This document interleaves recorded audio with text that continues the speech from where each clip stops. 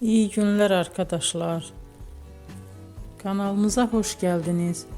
Bugün sizler için iki sevilen oyuncularımız Can Yaman ve Demet Özdemir'den yepyeni videolarını fanları için hazırladık.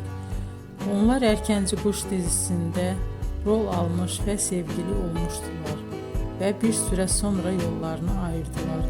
Biz onları birbirine çok yakıştırıyoruz ve onların en güzel videolarını fanları için hazırladı.